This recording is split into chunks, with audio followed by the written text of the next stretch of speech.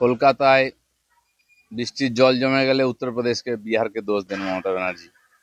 আরামবাগ বর্ধমানে বন্যা হলে তখন ডিভিসিকে ঝাড়খণ্ডকে দোষ দেন। এখন উত্তরবাংলায় খাল নদী উপচে পড়েছে, বাড়িঘর ভেসে যাচ্ছে, কাকে দোষ দেবেন জানি না। এতদিন ম্যানমেড ছিল, এটা কি ওমেন মেড বন্যা হচ্ছে? হাহাকার, সমস্ত খাল বুঝে যাচ্ছে, বাড়িঘর করে লোকে বসে যাচ্ছে, পরিষ্কার করা হয় না। উনি ভেবেছেন হয়তো পশ্চিমবাংলায় বৃষ্টি হবে না, যেই বৃষ্টি হয়েছে এবারে ভয়ঙ্কর পরিস্থিতি।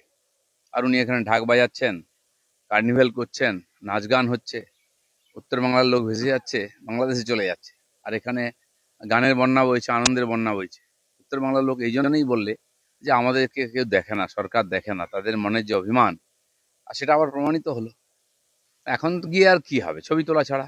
যা হওয়ার তো হয়ে গেছে, ভেসে গেছে মানুষ। কত মানুষ ভেসে গেছে সেটা এখনো খবর নেই। 2-3 বছর আগে আমরা দেখেছিলাম ঠিক এই সময় বিসর্জনের সময় এরকম দুর্ঘটনা ঘটেছিল। নদীতে বিসর্জন দিতে গিয়ে হড়পা বানে বহু লোক ভেসে গেছিলেন, তখনও অন্য লোককে দোষ দেওয়া হয়েছিল। সরকার কোনো ব্যবস্থা নেয় না, ঘটনা ঘটে গেলে কারো ঘাড়ে চাপিয়ে দেওয়া হয়। আমি জানি না, হয়তো উনি খুঁজতে যাচ্ছেন কাকে বলির পাঁঠা বানাবেন, তার ঘাড়ে চাপাবেন। এবছর তো ঝড় বৃষ্টি সব জায়গায় হচ্ছে, পাহাড়েও ব্যাপক হয়েছে, দুর্যোগ চলছে। তো সেখানকার সরকারকে তো সতর্ক থাকতে হবে।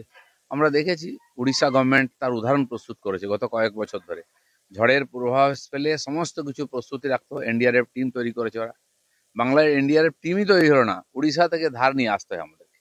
কেন? 15 বছর এরকম অজুহাত দিয়ে অন্যের ঘাড়ে দোষ চাপিয়ে উনি চালিয়ে দিলেন।